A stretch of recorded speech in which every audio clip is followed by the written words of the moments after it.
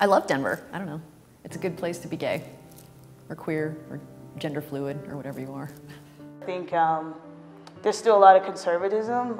It's not like I'm, skipping down the street holding my wife's hand. But it's probably less angry. Vibrant. And more forward-looking.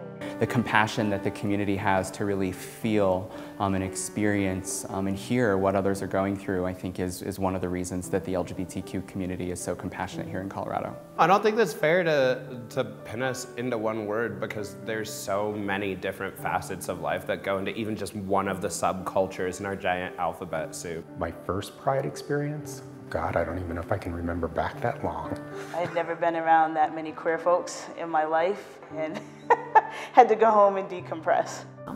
It's just a diverse crowd.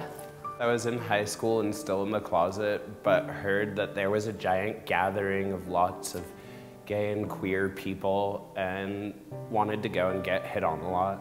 So I went with all of my friends and that didn't happen.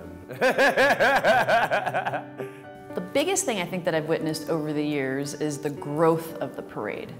From the first time that the parade went by, there was maybe a couple hundred people outside, versus last year there's 10 people deep on both sides of the street. Very different feeling from like when I grew up. People continue to ask, why do we need a Pride? And it's because we need to continue to be more and more visible.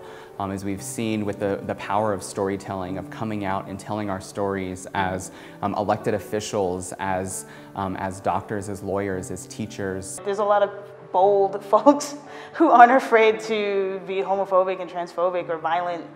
And I think folks definitely feel emboldened to express their misunderstanding or disdain of the community. There's a sense that some of that progress may slow down or potentially be reversed. While we do have rights in most states, we don't have rights in every state, neither in housing or in employment. And so I think we still have a ways to go to catch up with where we need to be. We've had a great deal of progress over the last several years, and things that I honestly maybe never expected to see in my lifetime, like the ability to get married. Loving more openly. Seeing people's coming out process to live an authentic lifestyle. People, at least right now, are still a little bit afraid to be out and about. The feeling of acceptance that many of us had learned to feel some comfort in is no longer there.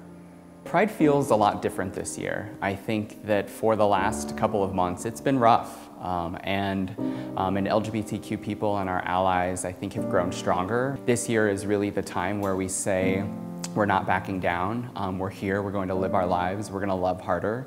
And that's what Pride means this year.